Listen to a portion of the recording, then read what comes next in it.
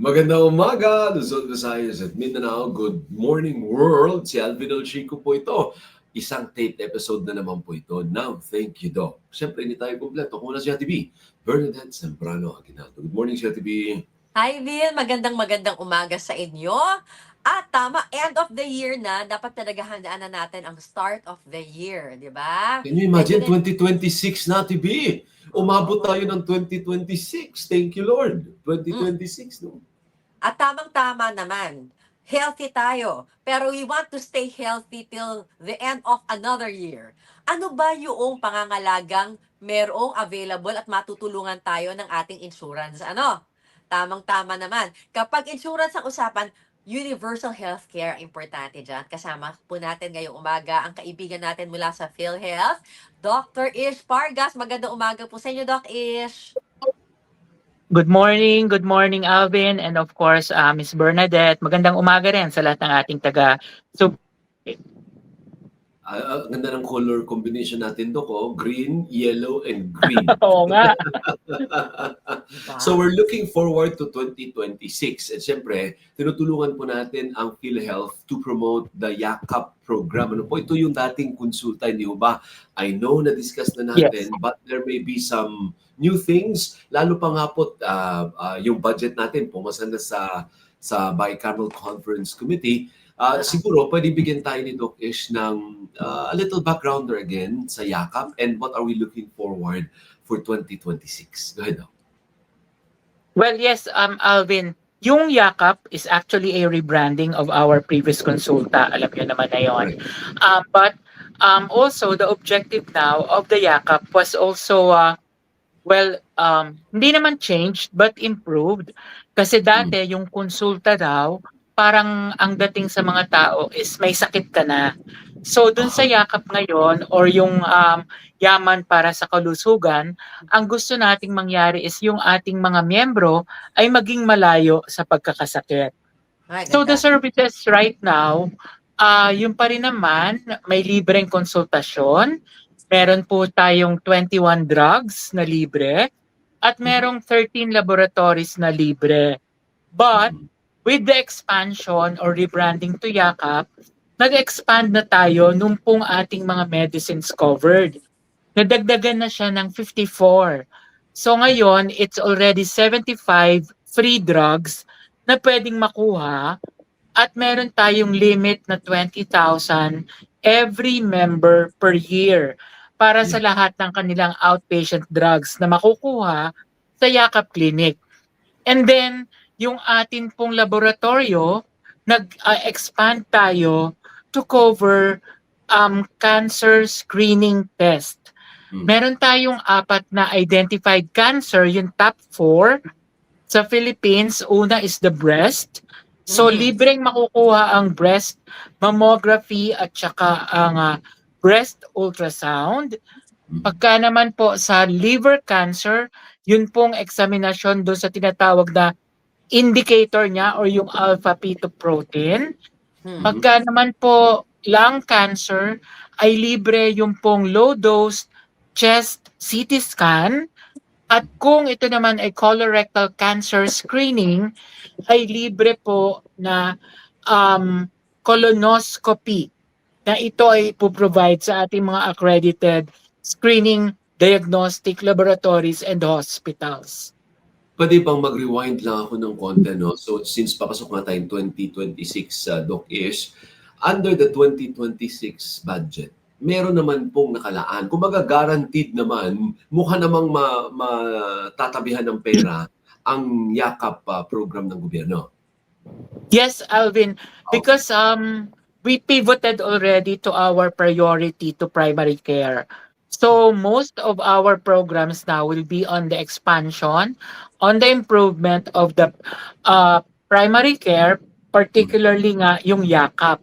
So yun pong pera na maibibigay sa atin, kung halimbawa ang lahat ng Pilipino ay makakapagpa-register na sa YAKAP at lahat ay mabibigyan ng serbisyo, yun pong 116 million Filipinos, baka nga po magkulang pa yung tinatawag nating budget for 2026. Unang-una, yun pong gamot expansion.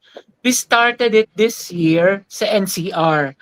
But in 2026, ay yan po ay nakaplano na expand na nationwide. So kung mag-expand tayo ng nationwide, sigurado rin po na mag-expand na yung ating benefit payment expense for that.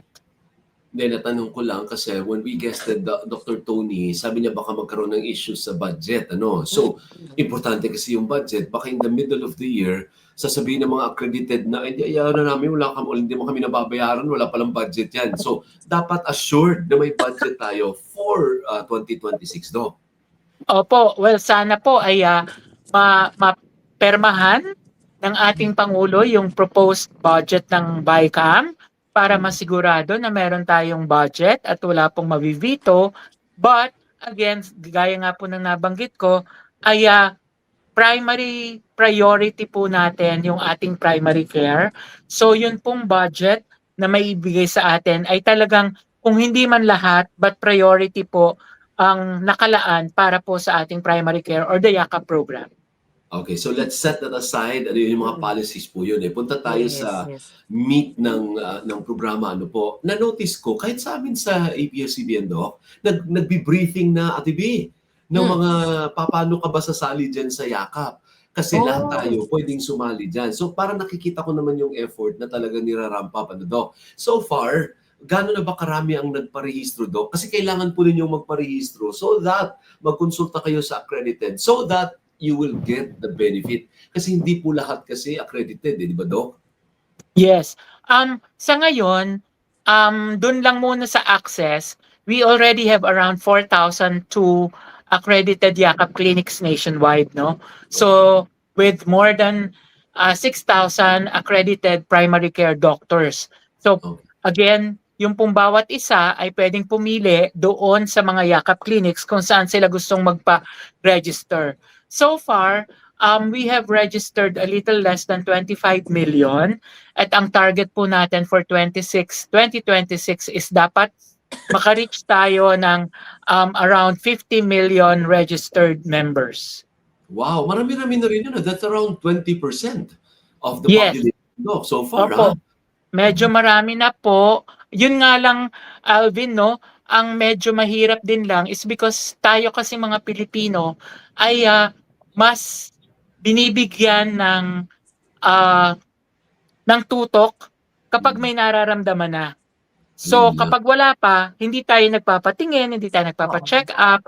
So yun lang po yung sana kasi out of the 25 million registered ay almost half pa lang po yung mga nagpaparoon ng first physical contact or yung nagpa-check up na. So yung iba nagpa-register lang. Pero hindi pa po sila nag-a-avail ng services. Yes. So, kami nga ni Ate B, wait lang, Ate B, ikaw ba na-register ka na? I don't know, kami bang mga employed? Automatic ba kami? O do we need to do something to be registered? Lahat po ay kailangang magpa-register kasi kailangan yung pumili kung aling yakap center ang gusto ninyong mag-alaga sa inyo. Normally, ang criteria will be convenience. Siyempre, kung saan ka mas malapit, kung saan mas madali mong mapuntahan. Kasi kung halimbawa, ako taga Batangas pero I work in Manila, kung ang pipiliin ko ay Batangas, sa Batangas pa ako magpapakonsulta.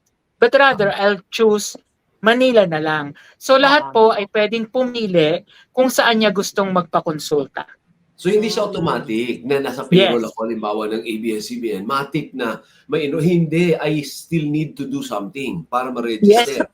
Yes po, as an individual, unless gugustuhin halimbawa ng korporasyon nyo, ng ABS-CBN, na pumili ng isa na lamang yakap clinic kung saan lahat ng empleyado nila ay doon ipaparehistro or doon magpaparehistro. But again, the law provides it's an individual choice.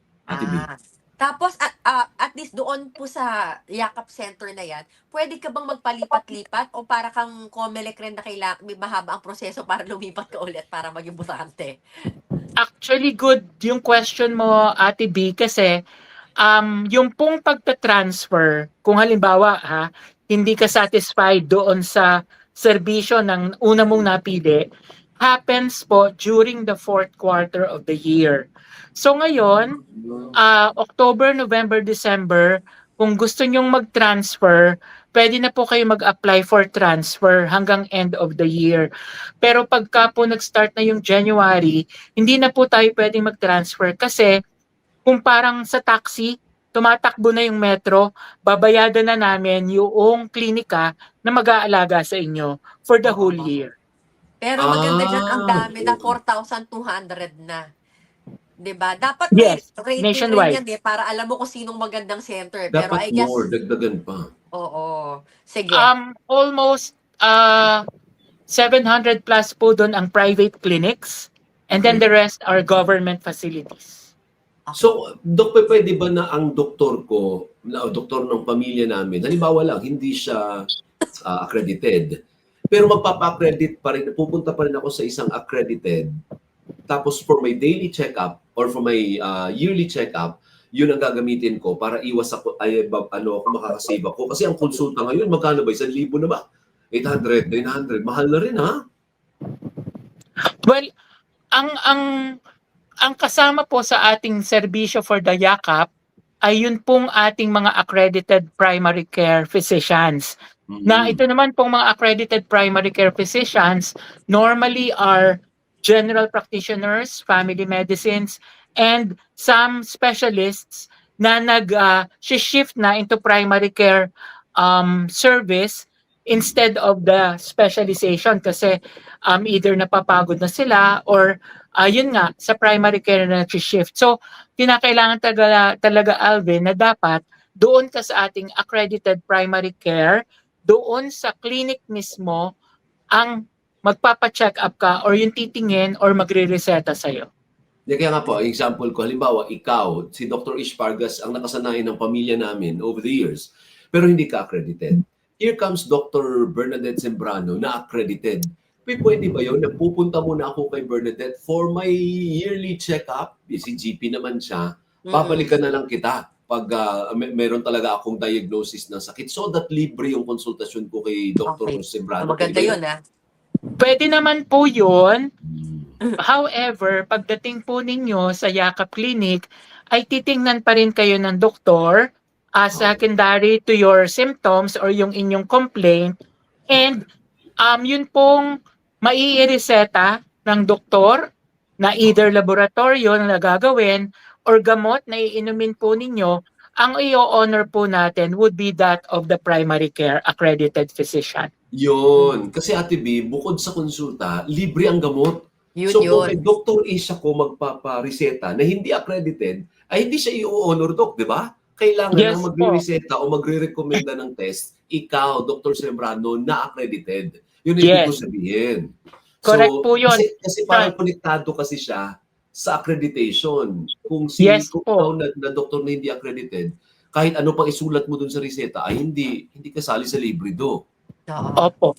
Sayang din naman po yung 75 drugs na libre at yun pong 20,000 a year na allotment nyo for maintenance or any outpatient drugs.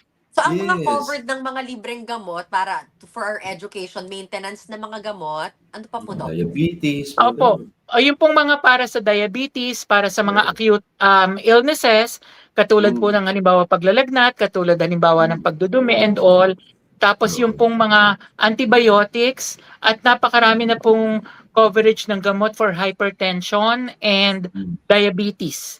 So, 75 drugs po yan. Even for allergies, meron po yan. Wow! Ayun. Ang dami, Ate B, kaya sayang. Pero ang tanong daw, pwede bang magreseta ang GP for, halimbawa, ang sakit diabetes, ano? Pwede bang magreseta GP ng mga gamot na yon? O kailangan expert sa diabetes? Yes naman, pwede naman po because basically trained naman po on general medicine yung lahat ng doktor. Meron nga lamang na iba na gusto ay specialista mismo. Kung halimbawa naman, Alvin, na meron kang specialista at tapos pupunta ka sa YAKAP, pwede mo rin namang ipakita yung nireseta sa'yo ng specialista mo. And if pwede. Opo, pwede po yun. And and if your primary care doctor will also prescribe it, then Oo. kung nasa listahan siya ng 75, pwede nating makuha ng libre. Or you can Oh, also get your record. Pwede ba yun? Kukunin ko yung record. Sa example ko kanina, kukunin ko kay Dr. Ish yung record ko kasi siya nga yung family yes, doctor yes. namin. Ibibigay ko kay Mm. Dr. Sembrano for analysis. Pwede yun. Yes, pwede po yun. Ayun. Pwede po yun. Okay. Tapos, At But especially sa Sige. first patient encounter or yung unang check-up, ini-interview po ng Yakap Clinic yung pasyente kung ano yung kanyang medical history, kung merong siyang mga sakit, kung ano mga gamot na iniinom and all, yun po naman ay kinukuha rin during the first patient encounter. maganda yung sinabi niyo, Doc, Very kasi good. kasama ang drugs dun sa irereseta ng ating yakap doctor, no? Yes. Ng ating yakap clinic. Pati laboratorio kasama din. Yes, Yes. opo, kasama po yun, Wow. including Ate B yung nabanggit ko for screening ng cancer. Hindi ito Yes. diagnostic ha, but rather screening para malaman kung meron kang cancer, pwede na po tayo magpa-screen at libre itong makukuha. And hindi ito dahil meron kang, Doc, hindi dahil meron kang sintomas. Kunwari Hindi ito, po. colonoscopy dahil ang edad mo 50 na.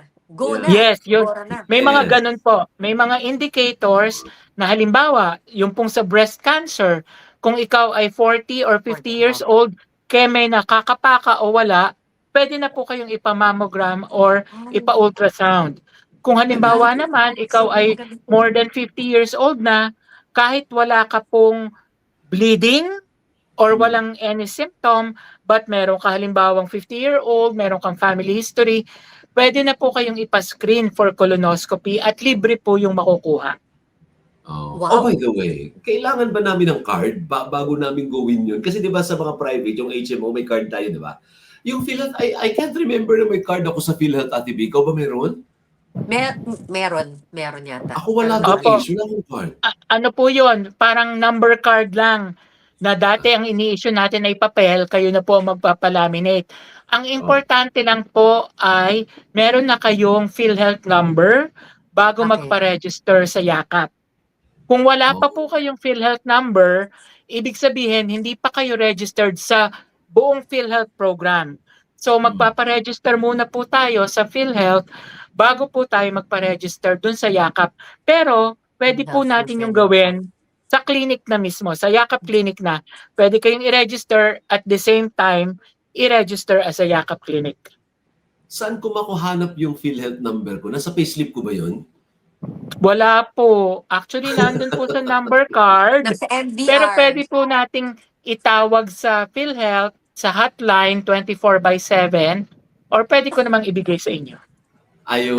O, kasi partner, come to think of it, nag-colonoscopy na ako, nag-endoscopy na ako, at may benefit ako sa PhilHealth, ha? Naalala ko may bawas, ha? Pero Yes, hindi ko meron alam po. yung PhilHealth number ko. Pero Alvin, yun pong colonoscopy nyo at saka endoscopy na ginawa, iba po yun sa ngayon. Because yung pong Yes. ginawa sa inyo is diagnostic. So ang covered doon is case rate. Ngayon naman, with the Yakap, it's a screening at libre po yun. Yung buo, yung lahat ng ano, kasi Yes. parang bawas lang sa overall bill ko, yung Yes, PhilHealth. case rate lang Ito po yung ngayon, nauna buo. nyo. Opo, pero ngayon po, libre po yung lahat nung gagawin sa inyo for colonoscopy kung dadaan sa Yakap screening program. Doc. Paano yung professional fee, Doc? Oo nga. Kasama rin po. Doc. Pwede- Kasama na po yun dun sa babayadan natin sa ospital at yun naman pong mga doktor at ospital bago natin ma-accredit ay na-negotiate na natin na hindi na sila maniningil pa. Okay. At Doc, legal. yung libreng gamot, kailangan ba sa Yakap Clinic kunin yon? O pwedeng sa mga pharmacy? Pharmacy. Oo. Hindi po. Sa ngayon, ito po ay, kung yun pong Yakap Clinic ay merong kasamang accredited pharmacy sa loob niya, doon po nyo kukuhanin. Pero kung wala po, meron po tayong around 456 accredited pharmacies nationwide. Kasi simula pa lang naman natin ang gamot di ba? So, 456 nationwide po yung ating accredited pharmacies and Sa NCR, we have around 56 accredited pharmacies. Ito pong mga pharmacies na ito ay either standing pharmacy or yung mga nasa accredited na hospital. Oh, Ah. kasali ba Mercury? Tsaka Sa ngayon hindi Southstar? pa, sa ngayon po hindi pa, pero yun pong mga generica or yung generics pharmacy ay kasama na po, Ayun. plus all other private pharmacies. But we are negotiating with them para po Yung sila ay makasali na rin. And Ate B and Alvin, yun pong ating gamot, yung pong sa libreng medisina, ngayon po ay gumagamit na rin siya ng application. So once inireseta po siya sa Yakap Clinic, yun pong reseta na yon, doon sa pupuntahan nyo na preferred nyo na pharmacy na accredited, makikita na po yun sa system nila kasi may application na po na ginagamit. That's Ah. nice. Kasi less yung chance ng corruption sa ganyan, Doc, is Oo. automated Yes po. na lahat. Very good. Oh. Tapos dun po sa app na yon, makikita nyo rin kung magkano na lang kung ilan yung Balance. nareseta, kung ilan yung naibigay sa inyo or nai-release ng pharmacy. Tapos kung ilan na lang yun din yung balance, doon sa 20,000, makikita rin po sa app na yon. Ay, So yung panalo. konsulta, walang limit, pero yung gamot, may limit. Ang alin po? Yung konsulta, yung Yes. salamuha mo sa doktor, walang limit. Pero Yes, yung yes. gamot, may limit. Yes, Meron kang packet, 20,000 per year 20,000. po. Oh, lahat May ba ng allowance klase ka. ng doktor pwede mong puntahan? Kasi di ba mayroong iba, halimbawa, mental health ang issue mo. Kasali ba yung mga psychiatrist doon? O kasi mahal din maningil yung psychiatrist, Doc Ish?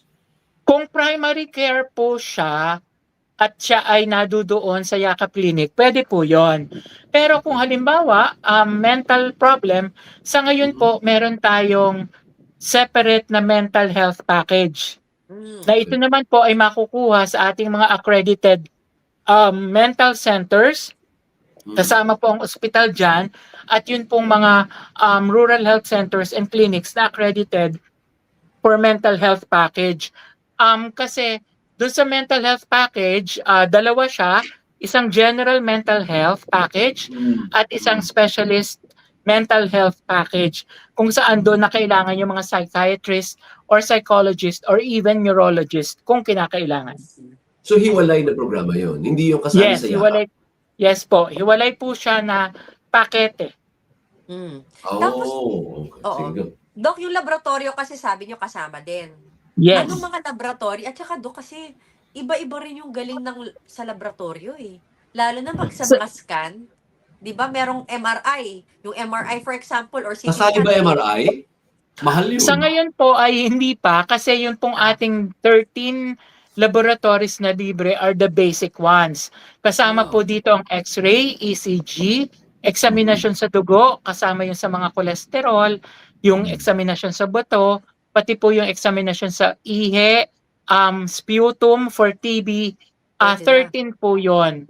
Pero doon nga po sa cancer, kasama ang mammography, ang ultrasound, and the low-dose chest CT scan na pwede pong maipagawa. Okay. Ang sinasabi ito ni yun. Ate Beata, Doc, is yung hindi ka pwedeng mamili. Kasi siyempre may mga ospital na kilala sila, magaling ang kanilang laboratory. Pero kung hindi sila accredited, hindi ka pwede doon. Unless may pambayad ka, di go. Pero kung gusto mo libre, maghanap ka pa rin ng accredited. Ang high precision makasali, that's a big diagnostics. Opo, actually sa ngayon, nakikipag-negotiate tayo sa mga big diagnostic centers like doon po sa binanggit ninyo. Pero sa ngayon po ay hindi pa sila accredited. But we're really trying to get them into the system kasi nga po medyo malaki sila as a private diagnostic center. At saka marami sila.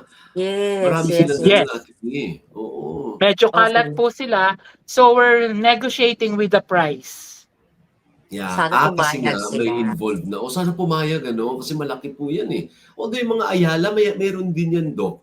Pati yung mga group IP Happy, Healthway, Ayala yan. Yes. Actually, ang Healthway po is an accredited Yakap Clinic. Oh, Ayun, wow! Healthway, ayun. Healthway sa Yakap Clinic? Oo. Yes. Yung Opo. Major yun, ha? Oo. major yun, Doc. Actually, Oo. actually nung pong konsulta pa lang, accredited na po sila. Ayun, ang galing ng Healthway ah. Pati yung MVP group, Doc, ang dami ng ospital niyan, si MVP. Yes, Kasali ba sila sa halos accredited? lahat halos lahat po ng um dun pong sa under the MVP group na hospital ay accredited naman ng PhilHealth. Oh, that's good. Oh, nice, So, nice. so ito po, wala na po tayong dahilan. I mean, ginagawa na po ng PhilHealth naman lahat ng paraan para wala na po tayong dahilan to prevent yung paglala ng sakit. Kasi tama si Doc, pupunta tayo pag malala na. Ang pakay nitong yakap is before it gets worse, you are already diagnosed. Di ba, Doc? Yes, Preventive. tama po kayo dyan. At yun nga po, yung pong Yakap Clinic is not just for the sick, but Yes. also for the well, to keep them Yeah. well, para hindi Yeah. sila magkasakit. So ano yung mga wellness program nyo dyan, halimbawa, na pwedeng i-avail ng ating mga kababayan, Doc Ish? Well, wala naman po tayo nung mga parang mga Zumba and all, but we have we have all the counseling, smoking cessation, and of Yeah. course, yun nga po, yung talagang pinaka-epektibo is the counseling and information campaign on how to prevent diseases na ginagawa po ng mga primary care doctors natin.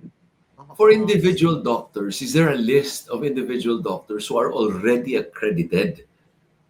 Yes, you can also find that in our website at www.philhealth.gov.ph, or pwede po kayong kumonect dun sa eGov app kasi nakalink din po kami doon. So doon nyo po makikita yung pong accredited doctors and accredited Yakap clinics. And how many Oh. doctors have been accredited so far? Marami na. Kasi Ah. dati naalala mo, tinanong kita kung pwede i-compel. Sabi lahat ng doktor dapat kasali dyan. Pag sa Amerika, di ba? So hindi pa Sa pwede. ngayon Marami na po ba? we have more than 6,000 plus doctors na inaccredit, but we are hoping na mas lalaki pa siya kasi meron tayong mga bagong programa katulad nga po ng sa breast screening. So that would also entice other doctors to come in because, well, unang-una, economics, meron din silang payment for those services. And second Tama. is, kung specialty nila yon, makakapag-serve pa rin sila sa mga tao. So hindi totoo na ang nagpa-accredit ay puro yan GP. Hindi po. May mga Hindi specialista po. din po. Oncologist, di ba?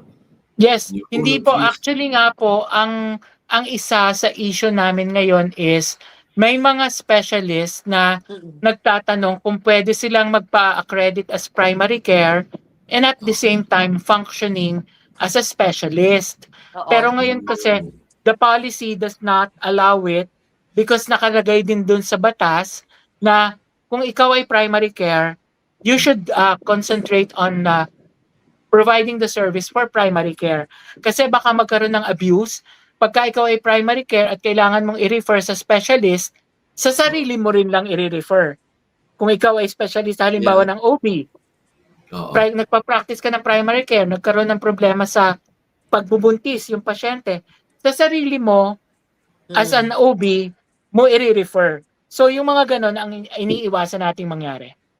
Tama. Pero come to think of it, yung mga espesyalista, they were also GP before they Oo, totoo naman. become Alam ko rin specialist. yan. So, marunong din sila dun sa primary care, Doc.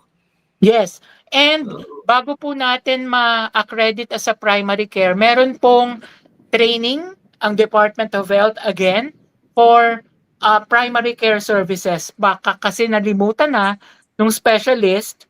So meron pong retraining for primary care services ang Department of Health as a requirement bago po natin ma-accredit. Ayun. So marami po hindi po yan concentrated. Well, marami sa Metro Manila, pero you don't need to go to Metro Manila to avail of these services kasi Yes. all over naman ito. Kahit ba may mga malalayong lugar, may nagpa-register Yes. naman kasi baka wala. Yes po. Kahit po mga GIDA or yung geographically isolated, meron na po Oo. tayong mga accredited clinics and doctors. Actually, kung titingnan nga po natin doon, mas sigurado yung primary care doctors kasi may mga municipal health officers, city health officers, provincial health officers na nagpa-practice ng primary care. Ay, that's good. So pag tinignan mo, Doc, on the average, how much is government spending for the health insurance of each Filipino? Di ba sabi mo may 20,000 na doon per year. Pero syempre, may professional fee pa, may lab fee pa. No? Pag tinotal mo, more or less, magkanong budget kada isa for the health of each Filipino? Well, katulad po halimbawa doon sa Yakap Clinic, no? Sa ngayon, ang ating ibinabayad for the services is 1,700 per person. Okay. Plus 20,000. Plus yun pong mga laboratorio, plus yun pong mga screening tests. So, well, I don't have the exact figure for that, but majority po now ng budget natin would actually go to our primary care because again, that's our priority. So pag sinuma mo, parang kulang-kulang nasa 30 mil din yun, ha? I mean, kung full, makuha mo yung full benefit, pwedeng umabot ng mga 30 million, no? Wow, Yes, sayang opo.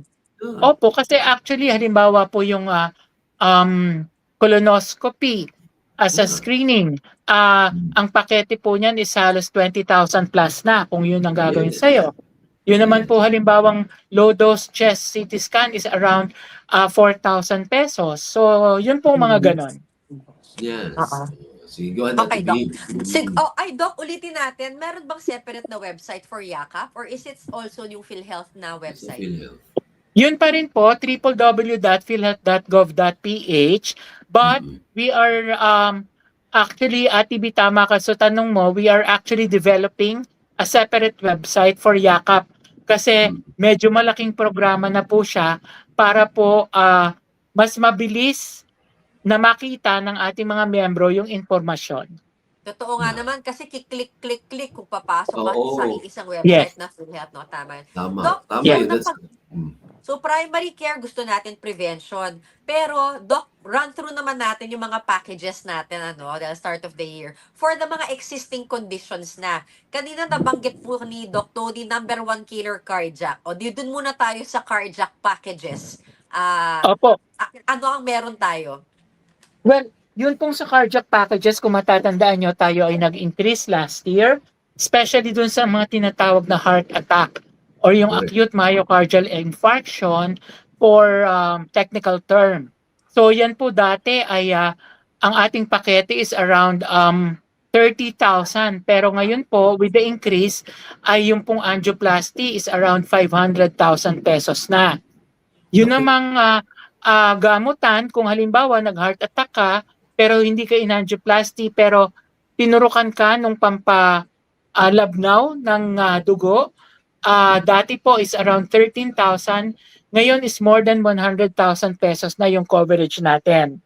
So, ganun din po, nag-increase tayo nung mga kasama sa 30% and 50% increase ng case rates, yung pong lahat ng pagkakasakit sa puso.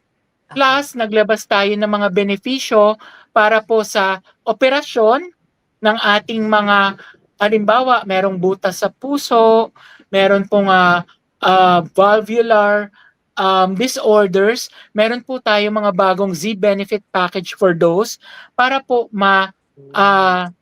mabigyan ng mas mataas na serbisyo yung ating mga miyembro. Ngayon naman, we are looking, kasi may mga suggestion, we are looking now on or reviewing packages for pacemakers and all para po naman do sa mga nangangailangan. Yung mga stent po, yung mga ganyan, kasama ba sa mga case packages po iyan? Yes po. Sa angioplasty po and sa bypass graft, kung yan man po ay 2 stent, 3 stent, 4 stent, kasama na po yan sa pakete. Pag 8 stent, wala. Hanggang 4 lang kaya. Hindi po. Kahit po ilang stent, kasama na po sa package. Halimbawa, katulad dun sa bypass graft. Ang atin pong bagong benepisyo dyan is more than 500,000. So, kung ito man po ay isa o 8 stent, 500,000 plus po yung pakete. Ayun. Sige ho. Sa diabetes naman po, ganun pa rin ba? Sa diabetes po, ang pakete ng regular diabetes na increase natin with the 30 and 50%. Pero ang isa pong tinutukan natin are the complications of diabetes.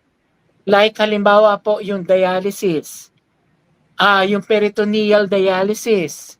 Meron na rin po tayo ng um, automated peritoneal dialysis. Tapos yung pong kidney transplant package.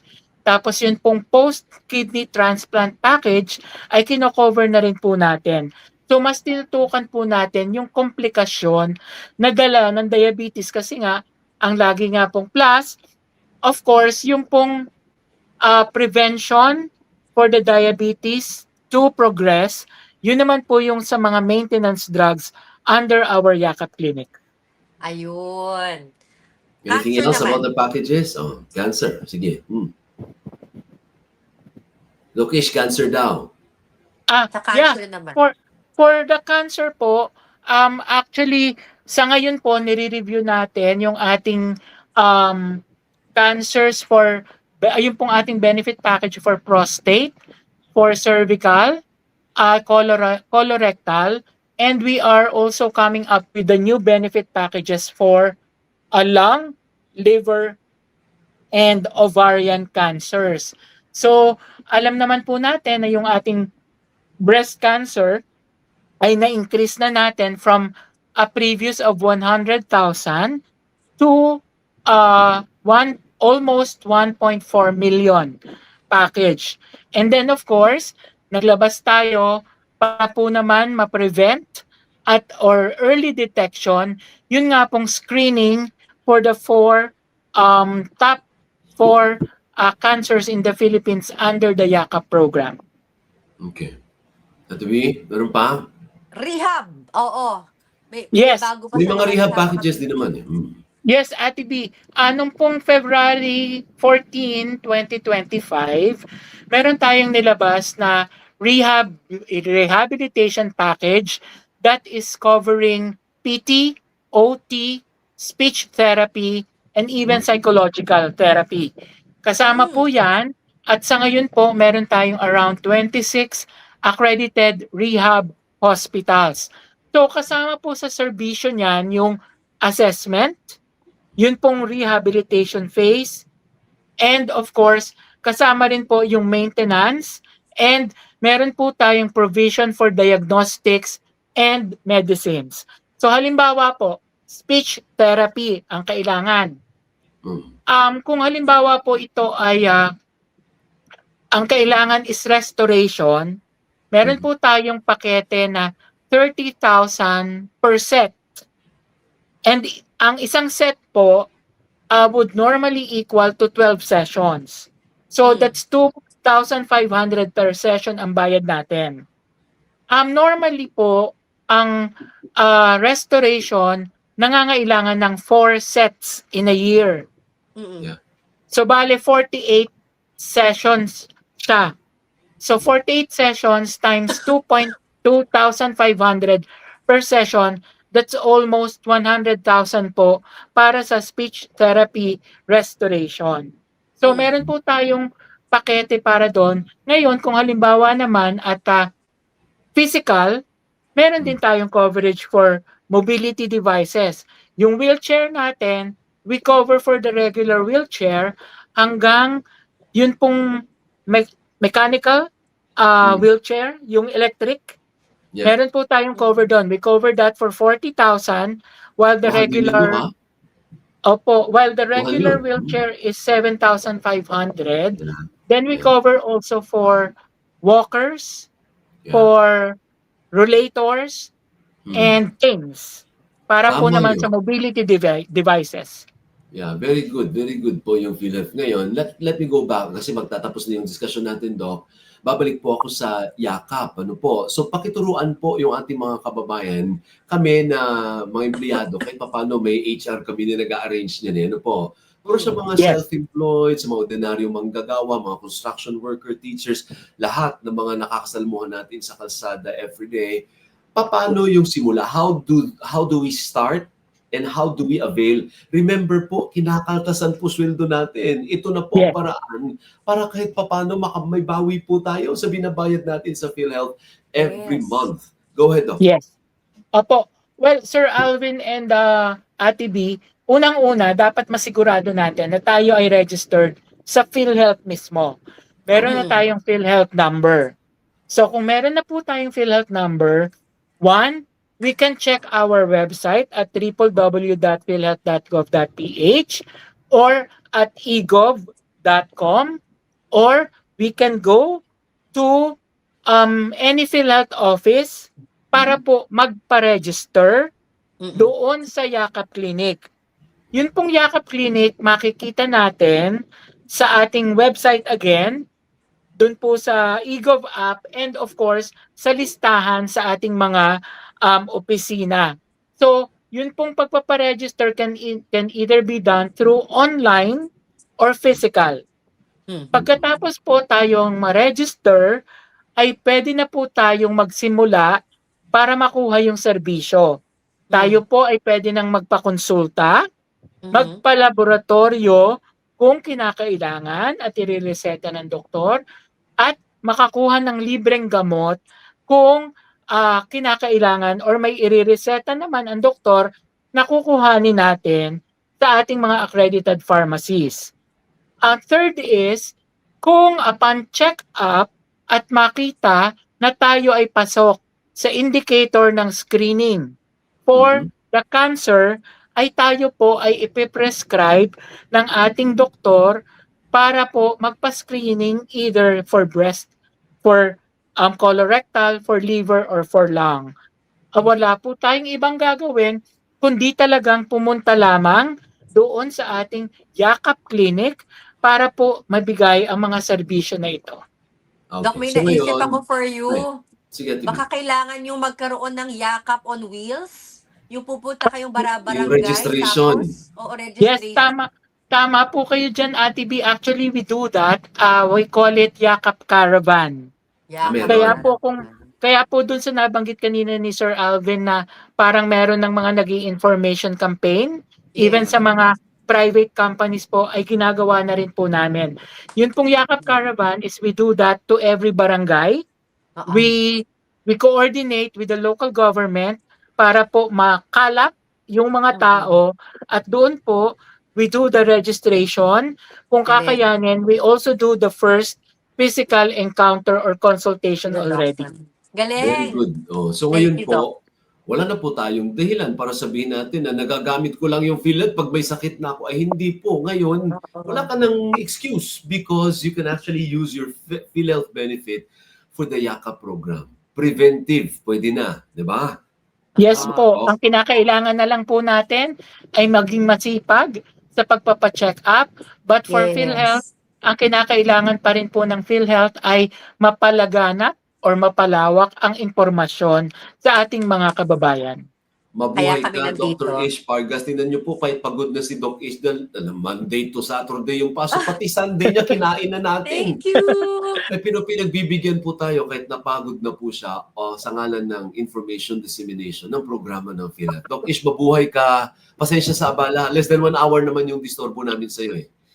No worries po, anytime. Thank you, Ate B, and thank you, Sir Alvin. Happy Christmas po sa ating lahat. Happy Christmas, Happy New Year. Maraming salamat si Dr. Ish Pargas, ang spokesperson po ng PhilHealth at Senior Vice President ng PhilHealth. And yet, kada Sunday, kahit Sunday, na pagbibigyan po tayo. Sa bagay, si Doc Ish naman suki na natin way back. Di ba salamat, Doc, palang nagigis na si Doc Ish? Sobra. Oo, at saka sa radyo, masigasig din. Galing, thank you so much. Thank you, Doc Ish. Mabuhay ka. Oo. Saka, ayan po, meron na po, may benepisyo na po tayo. Samantalahin na po natin. Partner, pag nakita mo yung ano mo, at B, pag nakita mo yung payslip mo, talaga maghanap ka kasi sa atin, ayaw ko sa iyo, pag may 1,000 eh. May 1,000 yung kaltas eh. Ako voluntary na ako ngayon, Vin. Pero magkano voluntary? Nakalimutan ko na binubuo. Libo rin.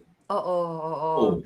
Diba? Kasi sinasalo natin yung mga walang trabaho. Yung mga hindi na po nagtatrabaho. Salo na natin yan. Mga senior citizens. Okay lang po yan. Pero let's avail of the services. Sana maganda ang servisyo, no? I'm eager to try it, Ate B. Kaya lang yung doktor ko, mukhang hindi nagpa-accredit eh. Kaya mag-try tayo, Ate B, sa hindi accredited. Meron pa kasi tayong private health card eh. Pero Oo, alam mo kung meron. ako gagawin ko na ha, sa mga things to do, yung magla-login na ako, hanapin ko na yung Yakap Doctor ko dito sa aming Oo, lugar, 'di yeah. ba? I'm pretty sure Yan. meron sa Makati. Hindi mawawala ng Makati, Ate B. Meron Oo, at at saka meron. Healthway nga eh, Yakap Clinic eh. Andiyan lang Oo, eh. Tatawid lang, sige. 'di ba? So, konting galaw-galaw, we have to do our share para Yes. matamasa natin ang lahat ng benepisyo. Okay? Si Yes. Alvin Alchico po ito. Thank At you. ako po yung Ate B. Bernadette Zambrano Aguinaldo. I-share po ninyo tong content na to. Please. Regalo po natin sa ating mga sarili, prevention is really better than cure. Hindi yung sa huli na, magkakandara pa kayo pag malala na ang mga sakit. Eh, kung alam natin agad, nagpunta tayo sa yakap, eh di sana naiwasan yung mga komplikasyon, hindi po ba? Exactly. Ako po yung Ate B. Bye-bye po until our next episode. Dito lamang sa... Thank you, Doc. Thank you, Doc. Bye-bye. Bye!